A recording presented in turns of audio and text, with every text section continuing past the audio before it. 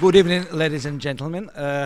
Actually, what I was going to do, I was going to talk. And from time to time, I will go to the piano and improvise, I don't know what, according to the point where I stop talking, probably.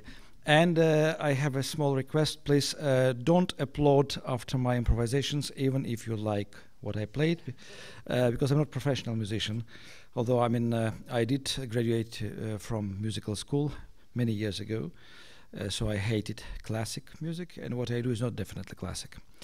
But anyway, I will start probably from the very beginning. I was born in 1961, wonderful year. You remember Yuri Gagarin? I could be called Yuri, but thanks God my father was Yuri. So my father was military test pilot, and in 1962, when I was almost 2 years old, a great Ukrainian politician of all Soviet importance, Nikita Khrushchev, announced first unilateral disarmament of the Soviet armed forces. And 100,000 officers were dismissed from the army, among them my father, so he had to look for the job in civil aviation. And my grandmother, his mother, who was Stalinist and doctor and frontline surgeon, a very tough lady, she settled after the war in Kiev. So we moved to Kiev, and he found job in Antonov plane factory. He was testing Antonov planes. And when I was 5, I have also still an elder brother who is 7 years older. He used to be anti-Soviet activist dissident. Now he's a jeweler, a very normal evolution. I wish every dissident could become a jeweler, but it doesn't happen, unfortunately. And we got, when I was 5, a flat, state flat free from the government, across the road from the plane factory, from the airfield. And every night there, the turbines of the planes were tested. So we learned how to fall asleep with lots of noise around. And sometimes I stayed at home, sometimes I went to the kindergarten. And I remember that when I was ill and had to stay alone at home, my father was very kind, and he went to the animal market and bought me 3 hamsters so that I had somebody to play with. And he didn't buy a cage, so I put them into 3-liter glass jar filled with cotton wool. And when I was alone, I would let them run in the flat free. The flat was very small, 45 square meters altogether, 2 adjacent rooms, 1 kitchen. If you traveled in the Soviet Union, probably you would be invited to one of the kitchens like this. 5 square meters, yeah. So I would let the hamsters run around, and if somebody was coming back home, I would catch them and put them back into the jar. And once actually I couldn't find the 3rd hamster. Actually, it sounds very nice title for a potential book, The 3rd Hamster. I should think about this. But anyway, I couldn't find this hamster, and my father came back, and probably an hour later, accidentally he killed this poor hamster with the door, just squeezed it. And it was the first proper death in the family. I was very sad. I decided to be more careful with the animals, and 2 or 3 weeks later, when I saw a very hungry, very thin stray cat outside in the street, I took this cat home, wanted to feed the cat with the sausage, but the cat, when we entered the flat, probably smelled the hamsters. So he jumped from my arms, and the 2nd hamster was gone before I could save him. And when the last hamster was still alive, I wrote my first piece of poetry about solitude of a hamster who lost his friends. I still remember, it's not a nice, it's just children's stuff. But my mother loved it, so I had to recite this poem very often, standing on a stool in front of the family friends. And some weeks or months later, the last hamster fell down from the balcony from the 5th floor, and of course died instantly. And I don't know until today whether it was an accident or a suicide. But immediately I wrote my 2nd poem about Lenin, because I knew from the kindergarten that Lenin was also dead, just like my hamsters. And I had this idea that actually the poets are writing poems only about people who are dead, love which is in the past, and animals, dead animals, write flowers. Then I realized you can write poems about anything. And at some point I even wrote poetry in English, and it was interesting because I learned English when I was probably already 17, 18, and my poems in Russian were quite funny and paradoxical, and all my poems in English were very depressive and very gloomy and all about death. So this is probably the influence of the language. But coming back to the post-hamster's life. So I mean, I started writing poems, and I wrote poems until the age of 25. Then I stopped, not because I disliked poetry, but because I was member of 3 poets' societies, and I realized that I cannot drink that much. And I decided to, I mean, I started writing prose before that, because, as I said, my brother was a dissident, and he would bring very often sort of illegal literature home, manuscripts, photocopies, and these books or manuscripts were not necessarily anti-Soviet. I mean, all the Silver Age poetry was not published in the Soviet Union, so he would bring Akhmatova, Tsvetaeva, Mandelstam, Balmont, Sasha Chorny and others. He brought home also a book by Daniil Harms, a wonderful writer from Leningrad with a very tragic story, who died actually in the occupied Leningrad in psychiatric asylum from hunger because he was taken for crazy. I mean, he was probably crazy, but he was very talented. Anyway, and he wrote very short, very black jokes, which I loved. I mean, in most of his jokes, old ladies are falling down from high floors in the courtyard, and there are some other jokes about Pushkin, Gogol, and Tolstoy, who hated each other, etc. So I decided to continue his series of these black humor jokes, and at the same time I had been writing real jokes, because me and my brother, we participated in the illegal joke telling competitions which were held in every August in the Crimea, in a small village between Sudak and Novi Svet. And in order to win a case of champagne, I mean, I had been inventing new jokes, developing the existing stories about Chukchas, Eskimos, Jewish jokes, English jokes. Actually, English jokes were very popular, and when I first time came to Britain and I tried to tell these jokes to my future in-laws, they couldn't understand what kind of humor is this, and they said that they are definitely not English. So this was like a stolen brand or trademark, English humor. But anyway, later I started writing short stories, and at some point, probably at the age of 14 or 15, I realized that it's nice to become a writer, because I found out that the Soviet writers don't go to work. And I like this idea that you can stay at home, you are paid, you can drink coffee, cognac, you can go to buy a newspaper, and officially you are working because you are a writer. So I decided to try to become a writer, and I already wrote sort of about 12 chapters of my first novel, which was very surrealistic, but about the Soviet Union. And I took it first to one publishing house, and the head editor was a writer who is still alive. He was actually a Ukrainian satirical writer, Oleg Chernoguz, who read my stuff, and 2 weeks later he told me, "Oh, I laughed a lot, but it is not Soviet literature, you cannot publish this." So I started, I visited all the publishing houses in Kyiv. Then I started going to Moscow I knew personally lots of editors in Moscow. And I started spreading my manuscripts all around the Soviet Union, sending them to Ural Mountains, because there were some literary magazines and publishing houses there. And this was the beginning of a long story, which ended only in 1997. So during 18 years, I had been sending my manuscript synopsises also in English. I translated some of the chapters from my novels in English, and sort of made so-called packages of information about myself as an author and about every new novel. And in the Soviet time, actually, I met a Polish engineer who became my friend, and he was my smuggler and postman, because he would take the pre-addressed envelopes with my manuscripts and synopsises to Poland, post them from Poland to all the publishers of the world, and then he would receive the refusals from all the countries to his address and smuggle the refusals back.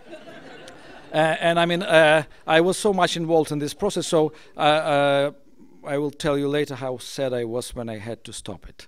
But anyway, this was the beginning of 80s. And Of course, in the Soviet time, as well as today in Russia and Ukraine, the army service is compulsory, and I was always a pacifist, and I was trying my best to avoid the army service, and I almost succeeded because I pretended that I was ill, since I'm from the family of doctors. My mother was doctor, my grandmother was doctor, and my favorite books in childhood were actually the medical atlases and the medical encyclopedias with beautiful pictures of tumors and wounds, etc. So I knew quite a lot.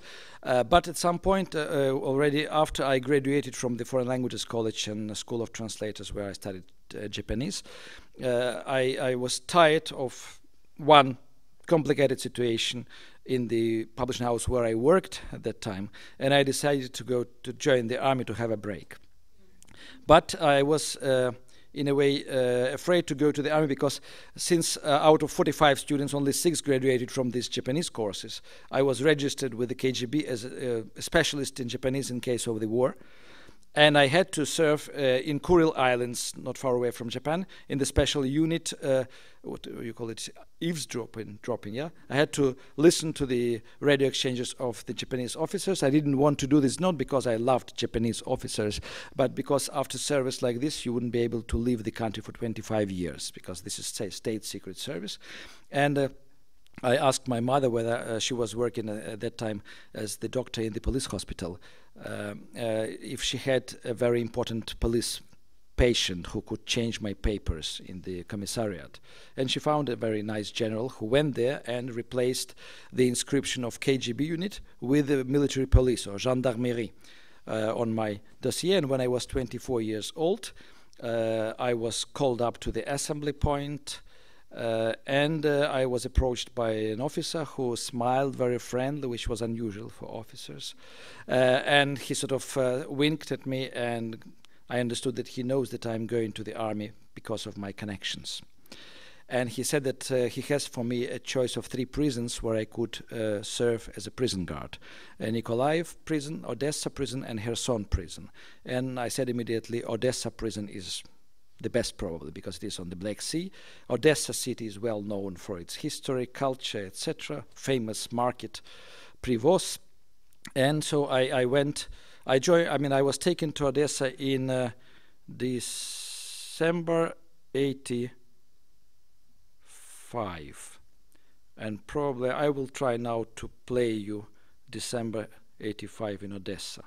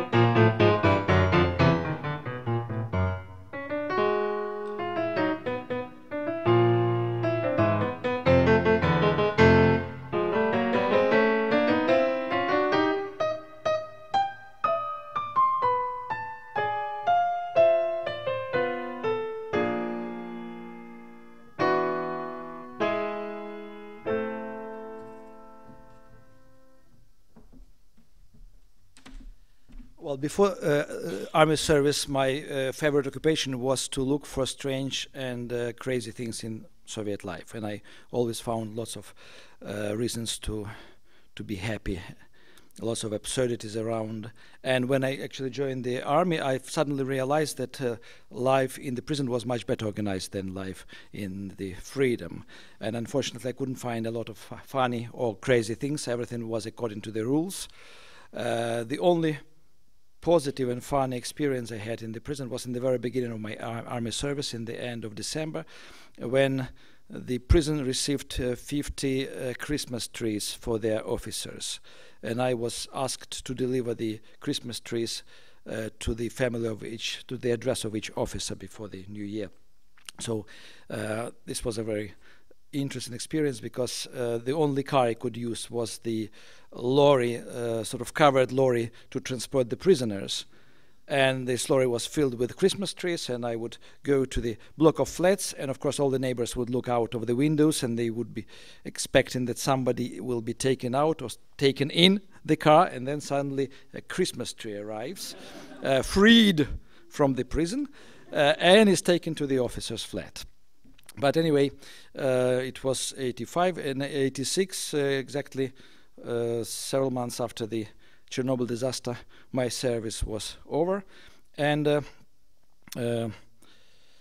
I decided actually to be even more persistent, trying to become a Soviet writer. But I mean, what a Soviet writer meant, it meant actually to be a member of the Writers' Union. According to the rules, in order to publish a book, you had to be a Writers' Union member. But in order to become the Writers' Union member, you had to publish 2 books and had recommendations from the official writers. But anyway, I was so persistent and noisy. I had lots of illegal sort of readings, public readings in cinema house in Kiev, in scientist club, in different studios of the artists. So I was invited to the Writers' Union, and I was met by the, I think, vice president of the Writers' Union, who told me, could you try to write something normal, with no humor, no surrealism, positive characters, etc. Then, if you manage, we will publish you a collection of stories, because he was sure that I wouldn't be able to write a novel with no humor, no surrealism, and no black stuff.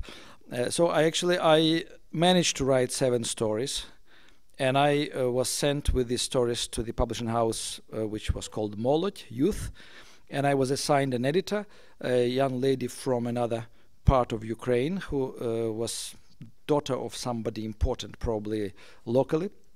And she said, oh, well, we will prepare your book for the next year, and then we'll prepare immediately the second book in the next publishing house if you marry me. And actually, I mean, she wanted me to marry her, because in this case she would get from the state not 1 room, not studio apartment, but 2 rooms apartment. And I thought this is a very high price to pay for a book, so I refused. And the first book was also not published, and I'm very proud of it. But my first book, real first book, was published several weeks before the collapse of the Soviet Union. I don't think that the book was the reason the Soviet Union collapsed. There were other books were much more important for the future, dark future of the Soviet Union. But anyway, I became the writer. The books were sold out very well, but then everything collapsed. The publishing houses didn't work, didn't function, nothing functioned. Actually, the whole structure of the country disappeared. People didn't know what to do. My parents, actually, they were already retired, and they were afraid to go out into the street for some weeks, because first, immediately, the vacuum which was created by the lack of rules, lack of police, was taken under control by mafia. The mafia was very young, very nasty at that time. And now they are very educated, they are politicians now, but at that time, I mean, they were young. And I remember actually walking in the streets in the daytime was fine, but we bought the first studio flat with my wife, and the first thing we did before settling there, we bought or paid $100 to have a bulletproof door installed. And we still have this studio flat. I work there now, and the bulletproof door is still there. And actually, several weeks after we moved there, there was some exchange of fire in the house entrance. And we don't know what happened, because I mean, in the morning we went there to see, and on the first floor there were some spots of blood, but nobody knew what happened. And actually, I think this was the time when the Soviet people stopped reading books, because they started immediately reading newspapers. They wanted to know today who was killed yesterday. And this was, I mean, these were the main news, sort of first, second, third pages were the descriptions of different battles between different gangs. I mean, this is a separate topic. I don't want to go deep into this. But anyway, in '92, suddenly I received a call from Leningrad, and a friend of mine said, please take my congratulations, you published a wonderful children's book. And I said, what kind of children's book? And she said, actually, she mentioned the name of the children's story that I really wrote, but I never knew it was published. So I realized I have somewhere a book, so I also have somewhere a publisher who owes me money. And I went to Leningrad by train. I found this publisher. Was a very nice guy. He was a writer himself, and he said, "Oh well, sorry, I mean I couldn't find you because somebody brought me the manuscript. I liked it very much. We published 100,000 copies of the book. In Russian, the book is called. It's still some. I mean, new editions are in Ukraine available. 11 необыкновенностей из жизни чепухоносиков, их друзей и соседей. It's not really translatable because in my children's books I invent a lot of new words. But anyway, it's about some kind of creatures, nonsense, bugs. I will not go deep into this, but anyway, I found the publisher, and he said, "Oh, sorry, I don't have money to pay you, but you can take 10% of the books, and we will buy you the compartment in the train Leningrad to Kiev, and you can sell them yourself." So actually, he bought me 4 berths compartment, which was filled with the books. I was very happy. There was a bit small for me there.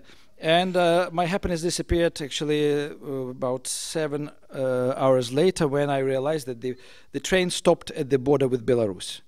And the customs officers came too. And they said, "What are you transporting here?" I said, "These are my books."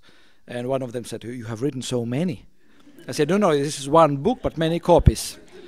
So they were puzzled, they left, then they re-entered, and suddenly they realized that they have lots of children. And they left again with 60 or 70 copies of the book. So I was very happy. My book was also distributed by them in Belarus. I was deprived of some more books on the border between Belarus and Ukraine. But then I came with them to Kiev, and thanks to the quality of the illustrations, I managed to sell the rest 99,900 books through the newspaper kiosks in the whole of Ukraine, because at that time the people were still very careful with writers. They respected writers because this is the old Soviet tradition. The writer is officially an engineer of a human soul. I mean, Gorky was, of course, but I mean the others maybe not. But anyway, and in '92, a friend of mine asked me, why don't I try self-publishing, because I wrote already several novels, lots of short stories, and there were no publishing houses working. And I thought, why not to try it? And I asked my friends around who, I mean, they were small entrepreneurs, business people who were trying to survive. And I found 2 who were ready to give me personal credit with no interest. And I took $16,000. Another friend of mine helped me to buy 6 tons of paper in Kazakhstan. And then I realized that I need to transport it. So I went to the railway station, to the freight center. And the lady director, actually, when she found out that I'm a writer and this paper I need to actually to publish the books, she organized transportation and didn't charge me.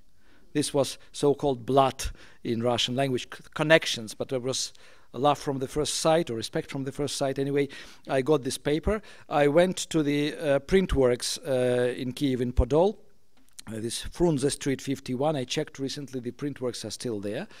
Very old machinery. But anyway, I went to the director and I said that I wanted to order 2 books, publication of 2 books, the philosophical novel The World of Mr. Bigford, and the children's book The Adventures of Baby Vacuum Cleaner Gosha. And the director was very friendly. He said, well, he can do it, but he needs an official letter sort of from the publishing house who orders it. I went to another friend of mine who was selling paints, industrial paints, And he gave me the headed paper from his company. And on this headed paper, I sort of pretended that this company also publishes books, not only sells industrial paints. And I ordered 50,000 copies of the children's book and 25,000 copies of The World of Mr. Bigford. And he accepted the paper. So I spent summer of 1993 actually in the print works, because the printers were drunk, the machines were old. I had to stop very often, especially the printing of the children's book, because this was a very colorful book, 4 colors plus 1. I don't know, probably you have different terminology. But anyway, on the 1st of September, the director phoned me and told me that I can take now all the books away from the warehouse. And I asked him naively, where should I take them? And then I realized I have to sell the books and I have to do something with them. So I rushed around. I collected about 300 addresses of different people, book traders in the markets. The bookshops were mostly closed already. But I was helped a lot by the kiosks, newspaper kiosks. And at that time, I mean, it was Soviet company Soyuz Pechat, or Soviet Press, which owned in the Soviet time thousands of kiosks in Ukraine. Kyiv alone had 500 kiosks. And they agreed to take my books on sell or return basis. I promised to do some publicity, and I found a company which was going to be the first company to place publicity on the transport. I was the first client, and I bought 6 buses for 3 months for $100. And the slogan I invented was the novel by A. Kurkov, The World of Mr. Bigford, is bestseller 94. So the 6 buses were running around Kyiv, 5,000 copies of the philosophical novel with one of the characters, Red, very pro-Soviet Red, which was against disarmament. I mean, 5,000 were sold. Then this publicity company or advertising agency called me and asked me for another $150. I said I have no money left. They promised to remove the slogans, but they didn't have other clients. So the buses were running for another year, free. And actually, the buses were running when the books were already sold. I had lots of different experiences, a lot of negative experience.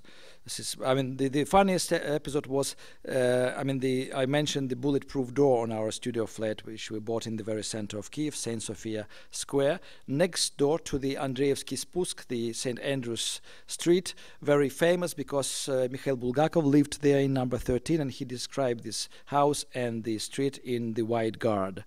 And the street was, since '91, filled with artists who were selling their pictures and drawings. The souvenir traders were selling samovars and military uniforms and matryoshkas. So I made myself a sandwich board with an inscription, "I am the author." And I took 2 bags of the books and went there and found a place between 2 matryoshka traders. And I thought that now people, hungry intellectuals, will rush and buy my books, and I will just sign them and take money. But the first actually person who approached me was 2 meters tall and probably 30 years old, and he said, "I'm from Protection Mafia, what are you doing here?" I explained to him that I wrote. I said, I'm selling my books, and he said, "What do you mean your books?" I said, "Well, I wrote them, I printed them, and now I'm selling them." So after some consideration, he said, "Okay, you can do this. If you have problems, you should tell me. I'm here every day at noon." I realized I got free protection. I wanted to be grateful. I asked him whether he would like a book with the signature. He said, "Thank you, I don't read." There was another story, less happy. I almost had a heart attack connected with Odessa, but it was typical Odessa story because the Odessa newspaper kiosk company ordered 10,000 copies of my books, and they didn't pay. They didn't sort of answer the phone calls.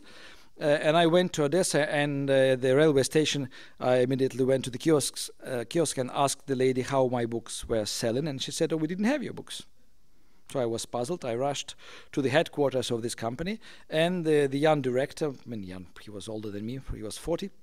He actually was going to leave on holiday, and he said, "Oh, you can take your books there in the warehouse. I didn't need them. I needed a contract with you because thanks to this contract I got some credit from the bank. But you can take books now or when I come back from the holidays in 2 weeks' time." So I was really shocked because really, I mean, I had to return the money. I have to pay any interest on them, but I had to return the money, and in the worst case, we would need to sell the studio flat. So I was really shocked. I rushed around and I found another company which was responsible for the also newspaper kiosks, but in Odessa region, not in the city. And they were prepared to take the books from me, but only next morning at 10 o'clock.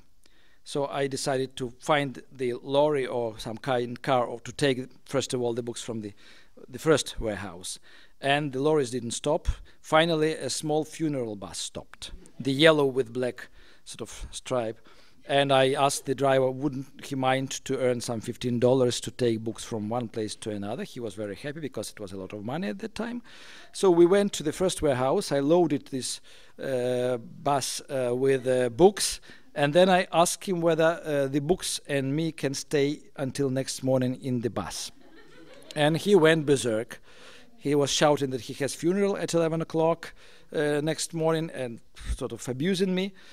So I rushed to the gastronome, to the Soviet supermarket. I bought 2 bottles of port wine. I made him drunk and myself drunk. And actually, he parked this bus in front of his flat. So I don't remember already the district in Odessa where it happened. And I slept in the bus. And in the morning, actually, we managed to deliver the books, and he was in time for his funeral. So everything was well organized in the end. But, I mean, the whole story took me 1 year. I mean, I didn't write anything during this year. I was only selling books. And I sold all the books. I returned money. And I earned $700, with which I bought my first computer. And since then, actually, I stopped buying typewriters. Actually, regarding typewriters, probably before I go again to the piano, I think at some point I was the main importer of Russian or Cyrillic typewriters to Britain, because in 1988 I got married in London. My wife is English. I didn't want to settle here, so she agreed to go to the Soviet Union. It was nice, Gorbachev's time, just before the collapse. And but we were coming every year here to the in-laws or just to have some fresh air. And every time I would bring a typewriter, I would write something, and before going back home, I would sell it here. So I think about 10 or 12 Cyrillic typewriters which were brought by me are still somewhere here.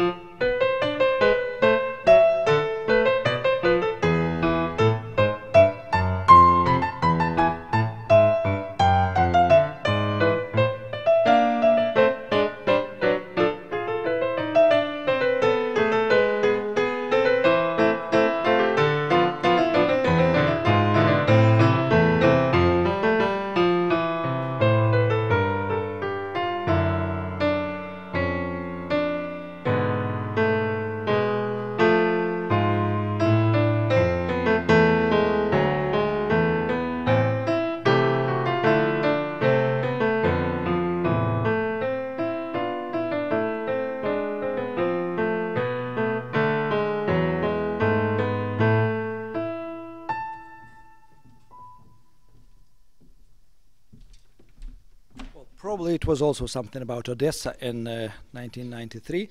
I mentioned my correspondence story with foreign publishers of all around the world. Actually, in 95, I wrote the novel Death and the Penguin, the Russian title Picnic on the Ice. And I made English synopsis and 2 chapters in English and another CV. And sent 40 copies already from the independent Ukraine to American and English publishers. Received about 30 refusals. One of them was my favorite and still is my favorite, from London. I will not mention now the publishing house. I love it. But the answer was so British. Dear Mr. Kurkov, unfortunately we are publishing only quality literature. We wish you good luck elsewhere. So I made 40 more copies of the same package and sent to mainland Europe, to Swiss, Austrian, Swedish, French publishing houses. And then Diogenes Verlag from Zurich asked me to send them the whole manuscript. I sent them the manuscript, and 2 weeks later they faxed me a contract. And I was really shocked. That's when I felt suddenly unhappy, because I did sign it, of course, but I didn't wake up next morning happy or famous. I realized that now I have every day 2 or 3 hours free, because I spent during 18 years, actually, I would on a daily basis spend 2 or 3 hours preparing the correspondence, the letters, the synopses, etc. And I mean, I survived this shock, of course, and I was asked by Diogenes to learn German in order to present my book, this book in German. I learned German, although my first promotional tour was almost disaster, because at that time I could read extracts from my book in German loudly, but I couldn't understand what I read. And I could understand the questions, but thanks God, actually 2 or 3 weeks later I started understanding German, and I still do, and I do a lot of events in German language, probably more than in French or in English. But anyway, the book was published in German in 1999. In March, in June it became bestseller in Switzerland, then in Austria, then in Germany, and then the Diogenes Verlag bought the world rights for my novels. And the publishing house, which publishes only quality literature, started buying English language rights from my agents for my novels. So in the end, everyone was happy, and I'm still very happy about this. But I don't know if you know The Death and the Penguin, but this is a story of an unemployed journalist who is hopeless, and because of this he is dumped by his girlfriend. He feels lonely, and when he finds out that the Kiev Zoo, which doesn't have money to feed the animals, gives small animals away to anybody who can feed them, he goes there and takes home the last remaining penguin, whose name is Misha, without knowing that penguin is depressed and has a heart problem. So this is the book about their adventures. I will not tell you more. But when I was presenting the book in Germany, I was several times attacked by angry retired ladies who accused me of cruelty to animals because of the final episode in the book. So after several years, I wrote the sequel, Penguin Lost, because I wanted everybody to be happy, including the penguin Misha. Well, anyway, I kept on writing always, and in 2004 I published in March a book which is called The President's Last Love. This is a story of an ordinary Ukrainian man who accidentally becomes Ukrainian president in 2011.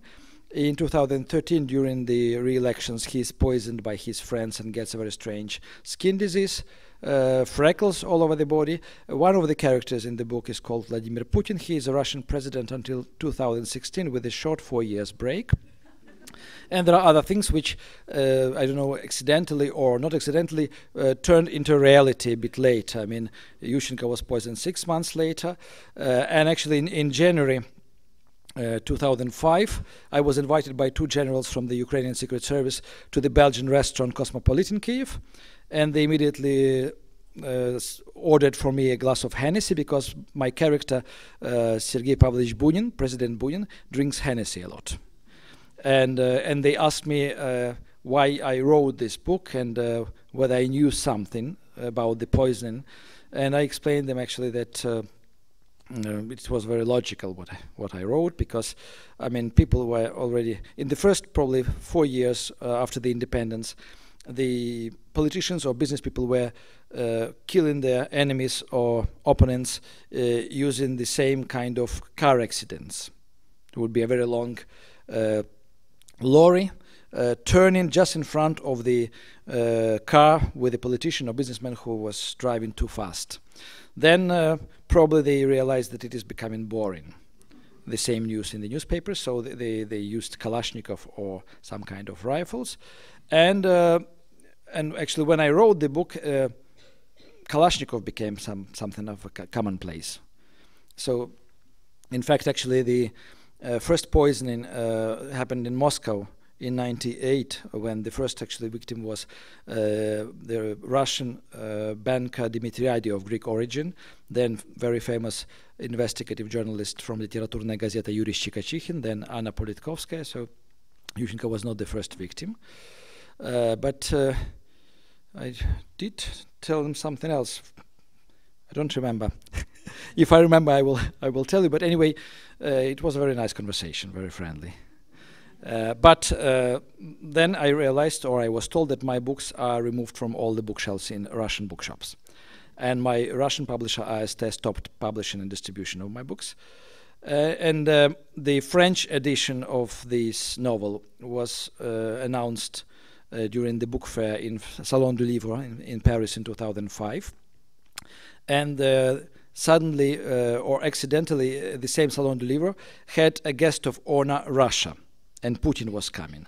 So when the organizers of the Russian delegation of writers realized that I will be there presenting this book, they wrote a very Soviet letter to the director of the Salon du Livre, asking to disinvite me because I am not Russian writer, and because the Putin might be upset, although I don't think he reads whatever is written about him. There are enough books about him published in Russia.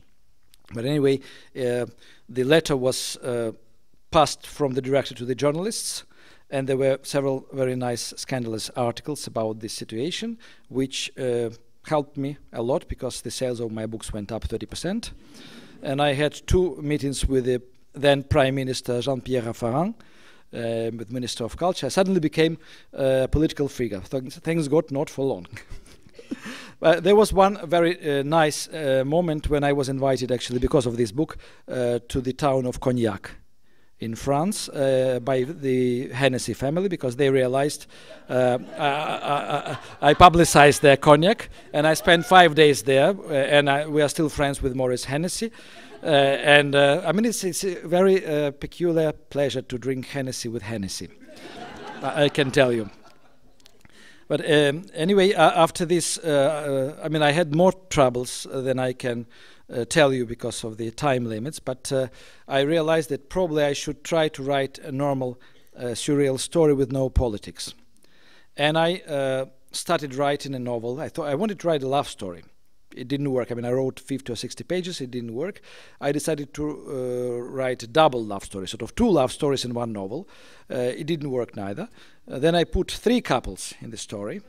And then I had to add 1 politician, 1 member of parliament.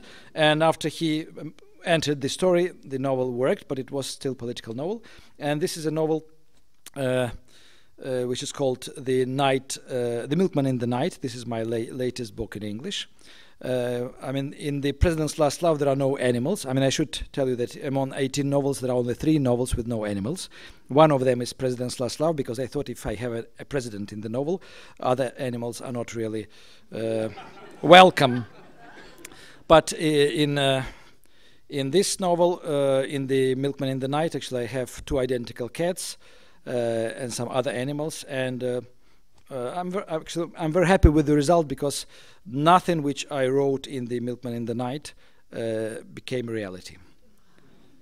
And after this novel already, I published in Russian the novel The Gardener of Ochakov, with no politics and with no animals. And this will be my next book in English in August. I don't have...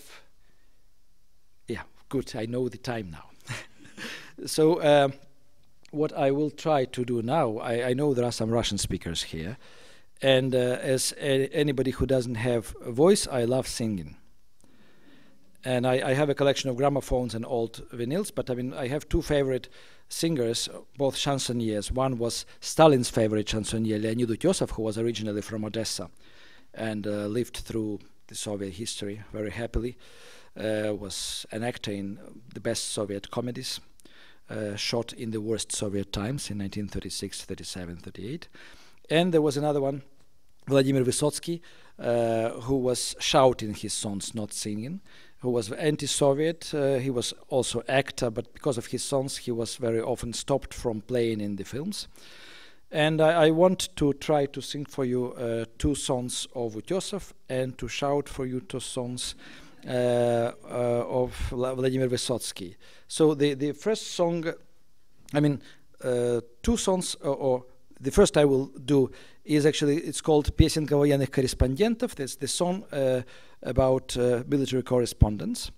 It's very patriotic, very nice, very good song, very, I would say, warm lyrics.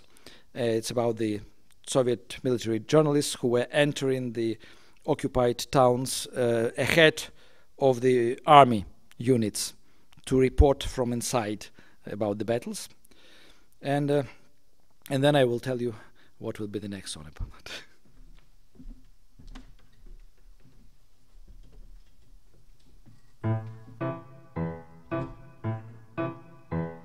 От Москвы до Бреста нет такого места, где бы не скитались мы в пыли,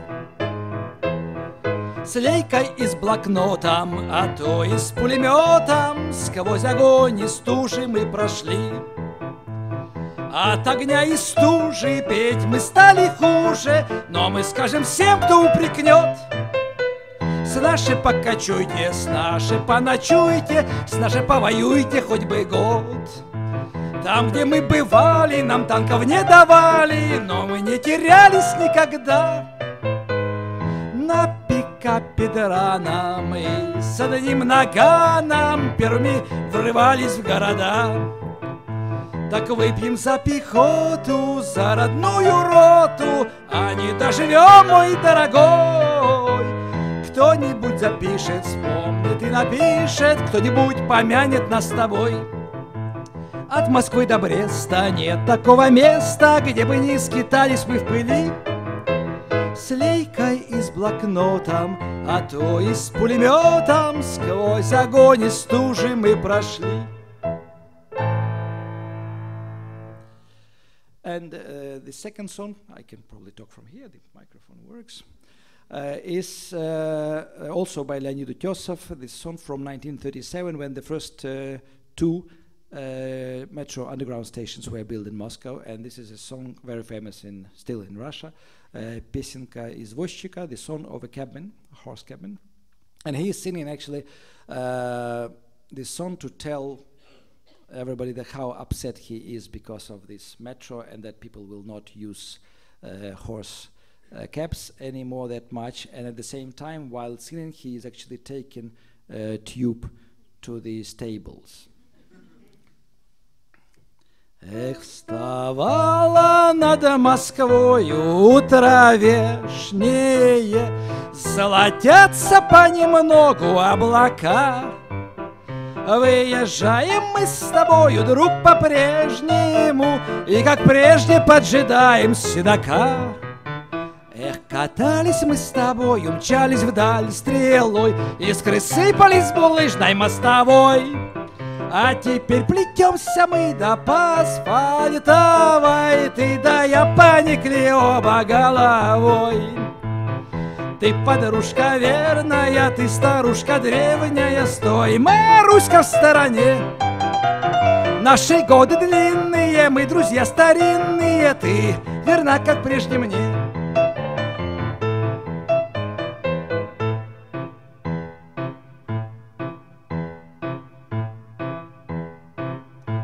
Я ковал тебя железными подковами, я коляску темным лаком покрывал, но метро сверкнул перилами дубовыми, сразу всех он седаков околдовал. Эх, и как же это только получается, что-то в жизни перепуталось хитро. Чтоб запрячь тебя, я утром отправляюсь от Сокольников до парка на метро. Ты подружка верная, ты старушка древняя, стой, старушка, в стороне. Наши годы длинные, мы друзья старинные, ты верна, как прежде мне. Па-да-ба-дам, ты верна, как прежде мне. Пррр, стой, ой, упала бедная. And the next two songs probably they might sound shocking, partially because of my voice, but mainly actually because of the content, which you will not understand if you don't understand Russian. But I mean, the first song is also actually these two songs by Vladimir Vysotsky. The first one is about the Nazi soldiers marching in Ukraine. I mean, Vladimir Vysotsky had nothing to do with Ukraine. He was not Ukrainian. He was from Russia.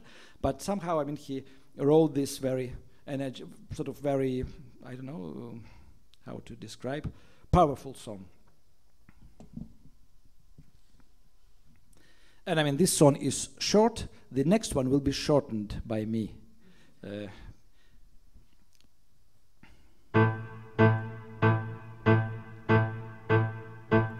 По выжженной равнине за метром метр идут по Украине солдаты группы «Центр». На первый и второй рассчитайся, первый, второй.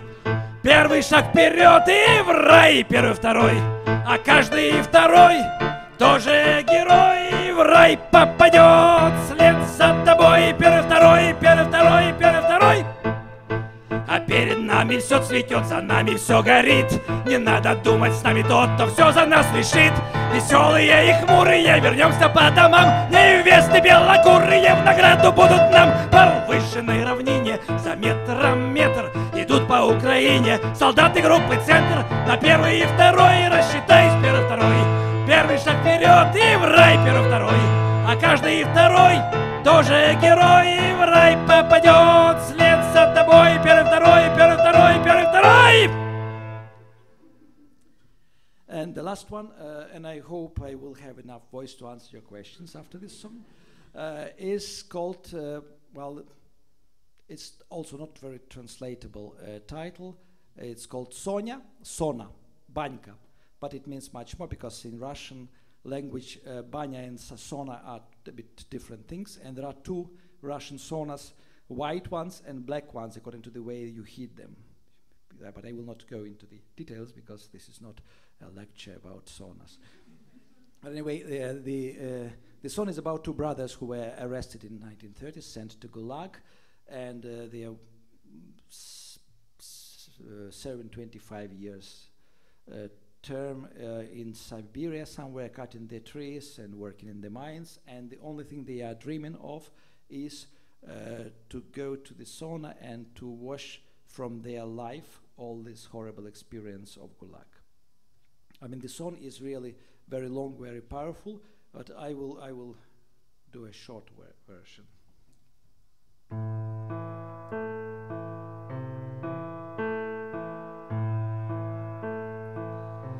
Протопи ты мне баньку по-белому, я от белого света отвык. Угорю я, и мне угорелому пар горячий развяжет язык. Угорю я, и мне угорелому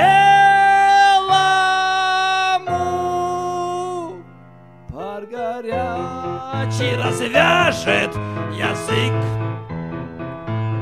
Вспоминаю, как утречком раненько брату крикнуть успел подсоби. Вспоминаю, как утречком раненько брату крикнуть успел подсоби. И меня два красивых охранничка повезли из Сибири в Сибирь, а потом до карьере втопили, наглотавшись слюды до сердца. Блин, ближе к сердцу кололи мы профили, чтоб он слышал, как рвутся сердца. Ох, знобит от рассказа дотошного, пар мне мысли прогнал от ума. Из тумана холодного прошлого окунаюсь в горячий туман. Застучали мне мысли по темечку, получается, зря был клеймен. И хлещу я березовым веничком по наследию мрачных времен. И хлещу я березовым веничком по наследию мрачных времен. Протопи, не топи, протопи, не топи, протопи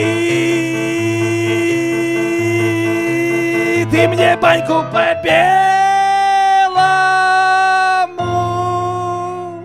я от белого света отвык. Угорю я, и мне угорелому пар горячий развяжет язык.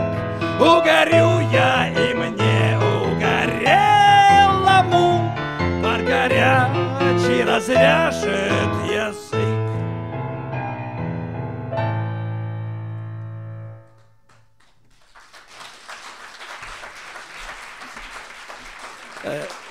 Thank you very much. Sorry, somehow, yes, I wanted to sing better. Well, thank you very much for being such a wonderful audience.